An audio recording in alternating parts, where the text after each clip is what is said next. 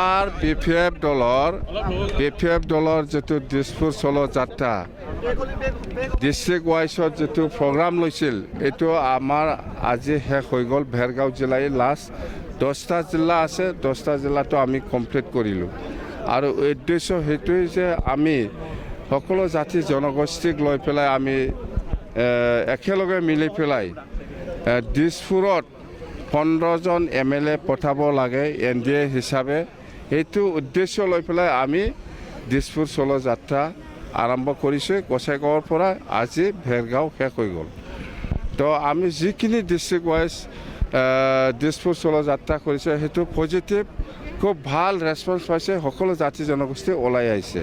তো আমি ভাবোঁ যিটো 2026 বিহুৰ আগত যিটো নিৰ্বাচন হ'ব, ইয়াত আমি 15টা সমষ্টিত NDA হিচাপে 100% আমি পঠাই দিব পাৰিম। আৰু দিছপুৰত নতুনকৈ চিফ মিনিষ্টাৰ আমি ডক্টৰ হিমন্ত বিশ্ব শৰ্মা ডাঙৰীয়াক আমি পাবলৈ সক্ষম হ'ব। এনডিআৰ আচলতে সহযোগী দল বিজেপিৰ দুজনকৈ কালি ডিষ্ট্ৰিক্ট সভাপতি আপোনাৰ যোগদান কৰিছে, আজি মণ্ডল সভাপতিয়ে যোগদান কৰিছে। অভিযান নেকি? নাই, বিজেপি চাপাই অভিযান বুলি আমি ক'ব নোৱাৰোঁ। হয়তো ইহঁতৰ ডিষ্ট্ৰিক্ট পৰ্যায়ৰ যিটো লিডাৰশ্বিপ ইহঁতৰ ওপৰত হয়তো সন্তুষ্ট নহয় কাম কৰাৰ ক্ষেত্ৰত, সেইকাৰণে BPF দলত সোমাই যায়।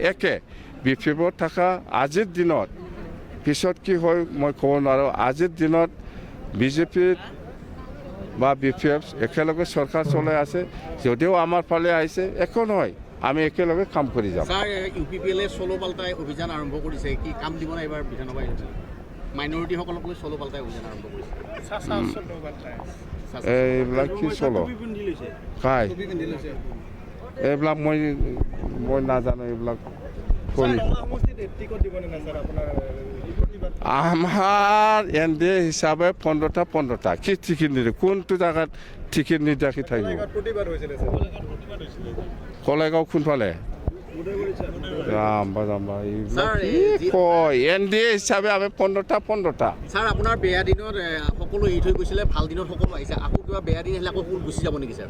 যাব দিয়ক, কোনে যাব ইচ্ছা আছে যাব দিয়ক। বেয়া দিন চব গুচি গৈছিলে ছাৰ, চব গুচি গৈছে। এতিয়া ভাল দিন কাৰণে আহিছে ছাৰ। এইটো ভাল দিন কাৰণে মুঠতে মই এনেকুৱা নক'ম। মই সকলো মানুহকে লৈ পেলাই কাম কৰিব ইচ্ছা আছে, সকলোকে একেলগে কাম কৰিবলৈ লৈ যাম। কিন্তু যিমান মানুহ আহিছে ছাৰ, স্থান হ'ব না ছাৰ চবৰে? এনেকুৱা স্থান বিচাৰিতো লাভ নাই। নতুনবিলাকে স্থান নাপাব ছাৰ? কি স্থান জাগা নাপাব নেকি ছাৰ? জাগা আছেতো, এইটো জাগা ক'ত থাকি আছে আমি? জাগা এনেকুৱা নহয় ৰে। পদবী নাপাব নেকি ছাৰ? পদবী চবৰে থাকে।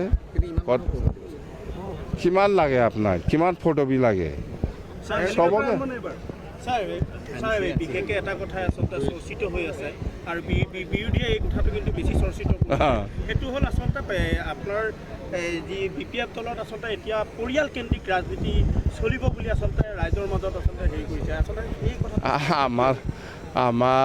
আমাৰ BPF দলৰ এনেকুৱা পৰিয়ালকেন্দ্ৰিক ৰাজনীতি নহয়। এইবিলাক কোনে কৈছে? এই নিজে পৰিয়ালকেন্দ্ৰিক ৰাজনীতি কৰা মানুহে ক'ব পাৰে, মই এনেকুৱা কৰা নাই। আৰু আমাৰ যাত্ৰা ভালে শেষ হৈছে। আজি লাষ্ট ভেৰগাঁওটো খুব ভাল। বাছ এছাৰটো আমি CM ছাৰৰ লগত কথা পাতি পেলাই BTC এৰিয়াত সেইটো লাগু কৰিব নালাগে বুলি আমি অলৰেডি কেঞ্চেল কৰিছোঁ। 2003 চনৰ পৰা সকলো বাসিন্দা বুলি কৈছে, কিন্তু 1965 কাগজ এতিয়াও বিচাৰে। মই বিচাৰিছোঁ নেকি? অফিচবিলাকত বিচাৰিছে। অফিচ বিচাৰিলে কি হ'ব? মইহে বিচাৰিব লাগিব। মই বিচৰা নাই, বাছ হৈছে।